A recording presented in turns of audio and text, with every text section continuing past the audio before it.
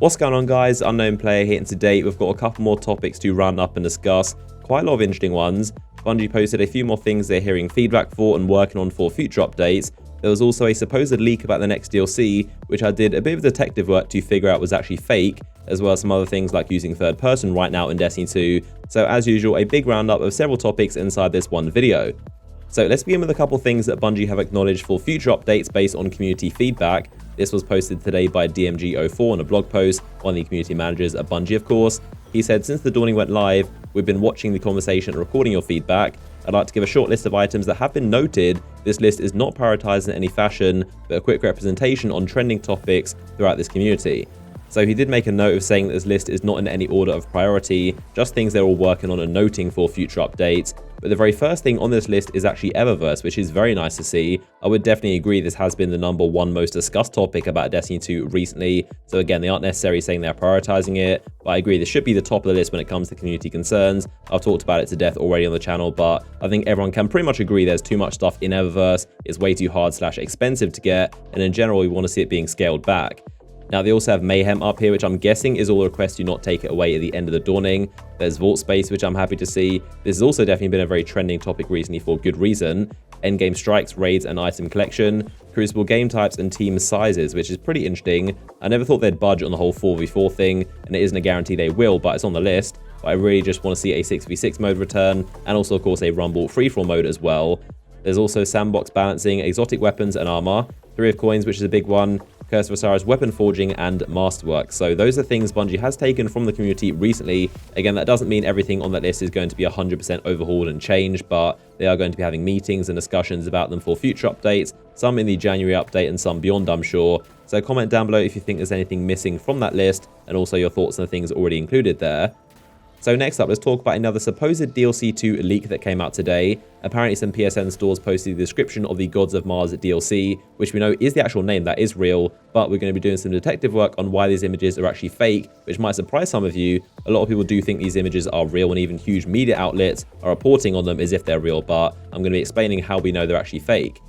So it is worth noting some of the stuff in the leak does seem legit because it's things we already know will be in the expansion. A lot of these theories I've already covered before in videos, but most of the info is very believable and safe. So while the leaks in themselves are actually fake and photoshopped, the info in itself isn't too far off what to expect in the Gods of Mars, because again, we've kind of known this info beforehand.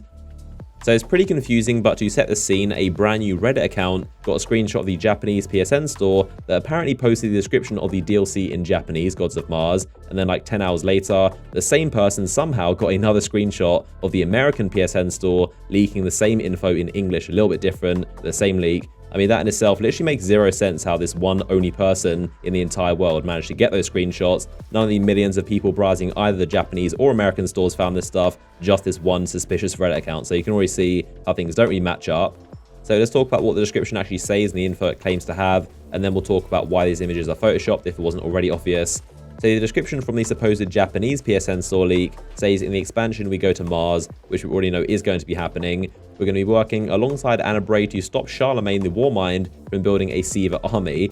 We're going to go to Clovis Grove on Mars and also Charlemagne's Vault, which are real places on Mars we know about before in the lore. Also new missions, adventures, gear activities and so on, which is a given. The only detail that is pretty far-fetched here is there is going to be a new Frame and Nanite enemy faction. So Frames, if you don't know, are the same robots you see inside the tower, the Sweeperbot or Postmaster. They're basically lower class versions of Exos, and also Nanites, which are going to be kind of a Siva enemy race. These are the new enemies apparently. Now in terms of the lore on that is a bit 50-50. I mean, Anna Bray is confirmed to be dead in the No Time to Explain quest. Lakshmi says that, so I'm not sure about that. I'm also not sure if a Warmind would ever try and build an evil Siva army, and I still doubt the idea of a small DLC the same size as Curse of Osiris bringing a new enemy race. So the lore is a bit 50-50, but regardless of that stuff, which is always hard to know for certain, let's talk about why the images are actually fake.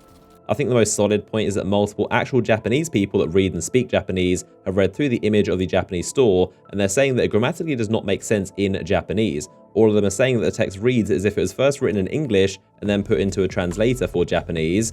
As you probably know, you can't just Google translate entire paragraphs and expect it to make sense in another language. It doesn't work like that, and especially from English to Japanese, they're very different languages. So a user called ZozoT3, who is actually Japanese, made a lot of very good points. They pointed out that in Japanese, the word Siva is spelled with a Z and not with an S, so you can definitely tell this is made by someone speaking in English. They also said that on the page it says Activision as the company, but for every other Destiny game or DLC or bit of content on the Japan store, they always normally say Sony or SIE as the company, so that also doesn't match how Bungie would normally put their content on the PSN store. And another pretty big one is the privacy policy on the bottom there has actually been copy and pasted from the American PSN store, so it's not the Japanese privacy policy. So it's very obvious to see this image is definitely not real. It was made in Photoshop, someone typed out a description, put it in Google Translate, and then pasted it on a blue background to make it look like a real Japanese leak. So of course I also mentioned there was a leak from the American store, which apparently again is the same exact person. No idea how the same person managed to get the same images and no one else did, but apparently this is an American PSN store leak. Now these in my opinion are very night and day, just obviously photoshopped. The very first thing that you probably noticed already is the image for the DLC has actually been stretched, so nothing more to say there. Pretty obvious, it has been stretched to fit the grey box, so much so that it doesn't actually align with the grey box itself. It sticks out as you can see, so a very bad Photoshop. Second, the image does not actually say Gods of Mars inside it like it should do, and exactly like the Curse of Osiris one actually does. So if this was a fully updated page with the right stuff, this would have the text saying Gods of Mars inside the image. Number 3 is the T for Teen box, which looks super blurry as you can probably see and does not match the entire image, and it's definitely been pasted on there. And reason number 4 is the text itself has been cut and pasted onto that blue background. It does not belong to the same image. You can see when I change the colors around that there's a bunch of fuzziness and basically noise around the text, and also a dead straight line as if it's literally been cut and pasted. If this was a real image from the PSN store, it wouldn't look at all like that. So this is a normal image that I took myself just now, and notice how it all blends in perfectly to each other. The image is all one thing, everything blends in perfectly. The fake one though has these perfectly straight lines, meaning the text wasn't actually on the image in the first place, it doesn't belong to it, it's been cut and pasted and put on the blue background. So there you go, a bit of detective work on why these images are photoshopped and you should not believe them. I'm actually surprised at how many people did believe them and think they were real, and that's why I wanted to make this video, so you aren't getting tricked by a fake Photoshop. But take things that come from a suspicious Reddit account with a sizable mountain of salt and always look into where things come from. Like I said, the info in itself isn't too far-fetched, apart from a couple story details and the new enemy races. Expect to be on Mars with the Bray family investigating a war mine. So that's stuff we already know, and it does look like Gods of Mars is the real name for this thing. So although the leaks themselves are fake, the info in itself isn't too far off base of what to expect, unlike the Netherrack one, which is very far-fetched as well. So moving on, let's talk about something pretty fun you can do inside Destiny 2 for a literally different perspective on the game, and that is to activate third person. You can use all your guns and normal stuff, as you can see, simply run around like a third person game. So the way you do this is on a Warlock, only a Stormcaller for some reason, no other subclasses work, no other characters, just a Stormcaller, and also you're going to need snowball piles. That is how you do this, so it is going to be working up until the dawning ends, and those snowballs of course disappear. But go to any planet, any location or activity you want to do this in, and it works pretty similar to the infinite super glitch you might remember back in the beta of Destiny 2. So get your super fully charged, your Stormcaller, and then you hold whatever button it is to pick up the snowball. Then just as the circle is nearly full and it nearly picks the snowball up, you need to activate your Stormcaller super.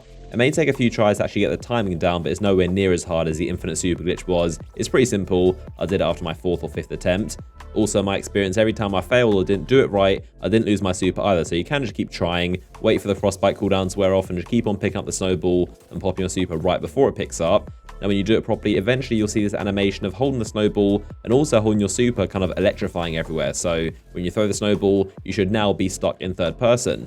So it's a pretty simple method to do, not too complicated. A couple things to bear in mind when you do it is that you cannot activate your super, otherwise you will lose it. You also can't die, you can't change your subclass, I've tried that too, and of course you can't fast travel or go to orbit, then you'll lose it again. But you can hop on a Sparrow and drive around, use grenades, all that stuff. But if you're on a big location, try not to fast travel, otherwise you will lose it. Just drive around on your Sparrow instead, you'll be fine. But it's actually really fun and just weird to play the game like this. Obviously you do lose a bit of accuracy of aiming down sight. Your reticle is the same Stormcaller super one, so not very accurate. But you can definitely tell the difference of how precise your shots are when aiming down sight compared to hip firing.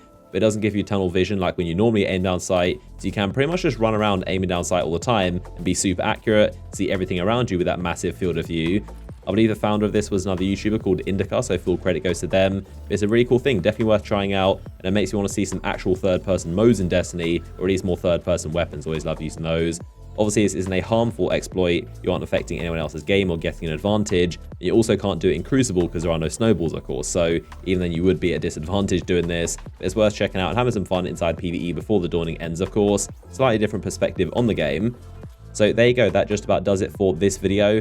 As usual, if you enjoyed, then like ratings down below are always much appreciated. If you don't want to miss out on my future uploads, then you can of course subscribe with notifications turned on so you don't miss out. And in the meantime, you can click the image on screen to be taken to a recent video I just made for Destiny 2. So hopefully you enjoyed this video, and I'll see you guys next one.